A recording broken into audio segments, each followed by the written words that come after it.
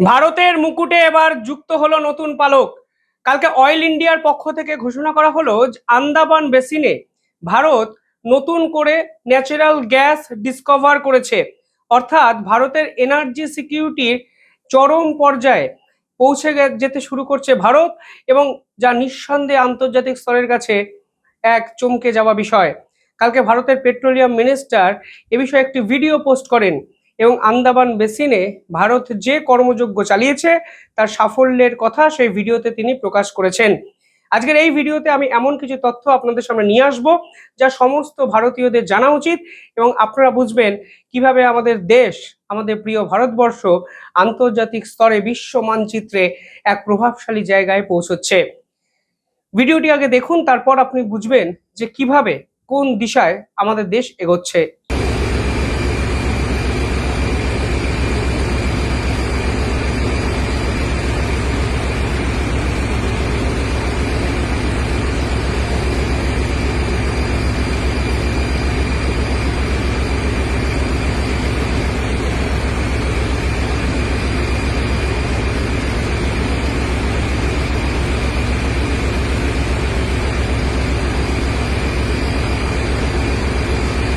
কালকে অয়েল ইন্ডিয়ার পক্ষ থেকে ঘোষণা করা হয়েছে যে আন্দামান বেসিনে বিজয়পুরম 3 ওয়েলে ন্যাচারাল গ্যাস ডিসকভার করা হয়েছে। আন্দামান আইল্যান্ডে অত্যন্ত গুরুত্বপূর্ণ জায়গা হলো এই আন্দামান, এবং এই সমগ্র জায়গায় এইখানে অয়েল ইন্ডিয়া দিনের পর দিন এক্সপ্লোরেশন কার্য চালিয়ে যাচ্ছে।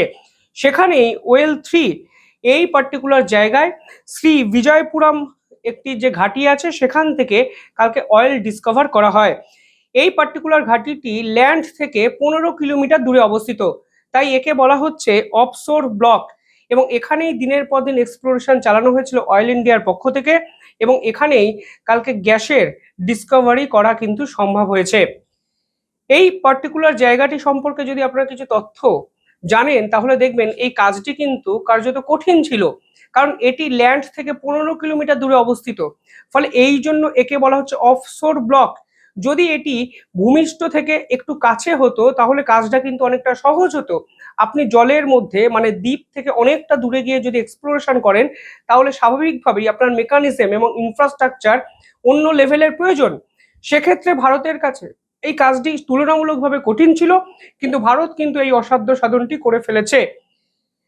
ওয়াটার ডেপথ অর্থাৎ জলের প্রায় 355 মিটার অবধি খোঁড়া হয়েছে, এবং যে রিজার্ভার ডেপথ সেটাকে টাচ করা হয়েছে মাটি থেকে 1900 মিটার গভীরে। কিছুদিন আগে মানে সেপ্টেম্বরে 2025 সালে বিজয়বাড়াম ওয়েল 2 অর্থাৎ এর আগের ব্লকেও কিন্তু অয়েল ডিসকভার করা সম্ভব হয়েছিল, কিন্তু প্রথম যখন অয়েল এক্সপ্লোরেশন শুরু হয় অর্থাৎ ওয়েল 1-এ তখন কিন্তু আমরা কিছুই পাইনি।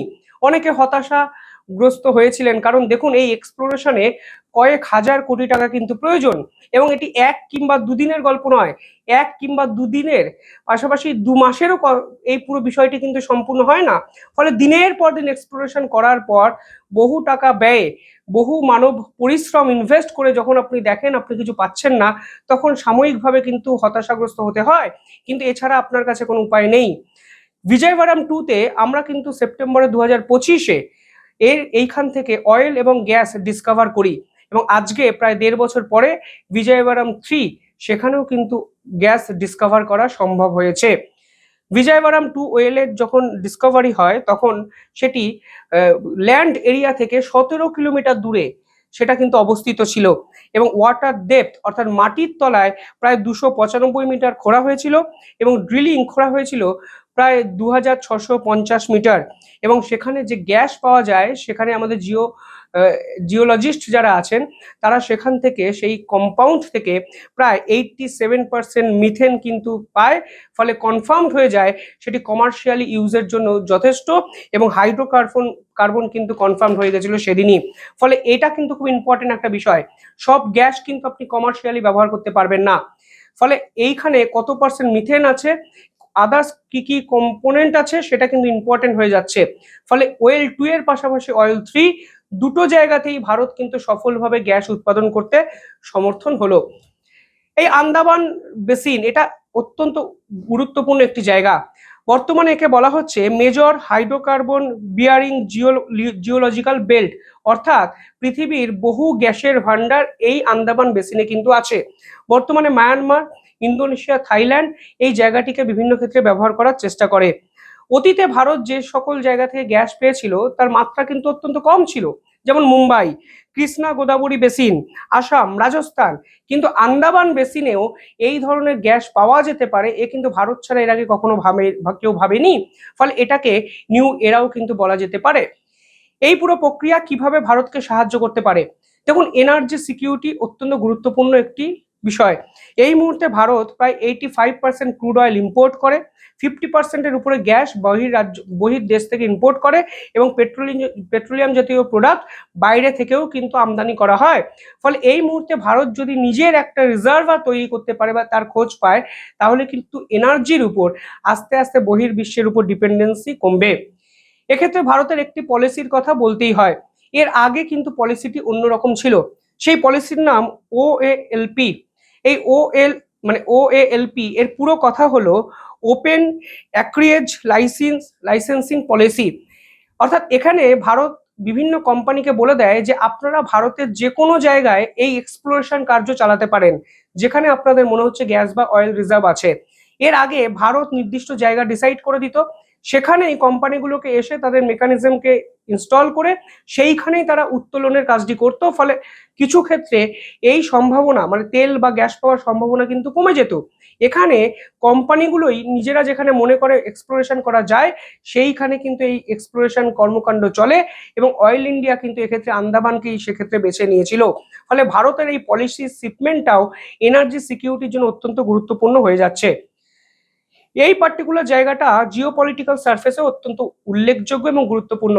প্রথমত স্টেট অফ মালাক্কা এই অঞ্চল থেকে কিন্তু সরবরাহ হয়েছে গেছে। এই জায়গা থেকে প্রায় 1/3 অফ গ্লোবাল মেরিটাইম ট্রেড কিন্তু কন্ট্রোল হয় আন্দামানের পাশ থেকে। ফলে এই জায়গায় যদি ভারতের প্রভাব বাড়ে তাহলে ভারতের মেরিটাইম প্রেজেন্স বাড়বে, চীনের ডমিনেশন কমবে, স্ট্র্যাটেজিক ইনফ্রাস্ট্রাকচার ভারত আরো বিল্ড আপ করতে পারবে। আন্দামানের মতো একটি জায়গাকে একঘরে করে আর রাখা যাবে না। ভারত তার নিজস্ব দরকারে কমার্শিয়াল ইউজ করার জন্য এই জায়গাকে অনেক বেশি আধুনিকরণ করবে।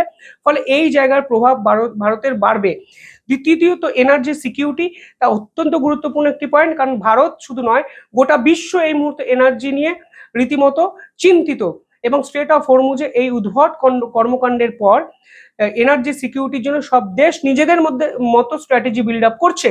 ঠিক সেখানে ভারত যদি নিজেদের দেশে এই ধরনের গ্যাস রিজার্ভারের ডিসকভারি করে তাহলে নিঃসন্দেহে ভারত কিন্তু আন্তর্জাতিক স্তরে আগের থেকে আরো এক ধাপ প্রভাবশালী হয়ে যাবে। এবং 4 নম্বর হলো ইন্দো প্যাসিফিকে ভারতের ইনফ্লুয়েন্স কিন্তু অনেকটা বাড়বে। অর্থাৎ সব মিলিয়ে সাধারণ চোখে এই একটি গ্যাস ডিসকভারি ভারতের জন্য বিজনেস ওরিয়েন্টেড জায়গা থেকে ভালো হয়তো অনেকে ভাববেন, কিন্তু এর পিছনে কিন্তু জিওপলিটিক্যাল একাধিক অ্যাসপেক্ট আছে, এনার্জি সিকিউরিটি রিজন আছে, মেরিটাইম প্রেজেন্সও কিন্তু ভারতের বৃদ্ধি করবে। অর্থাৎ এক ঢিলে এখানে ভারত টোটাল 1 2 3 4 পাখি মারলো, তা কিন্তু পরিষ্কারভাবে বলাই যায়।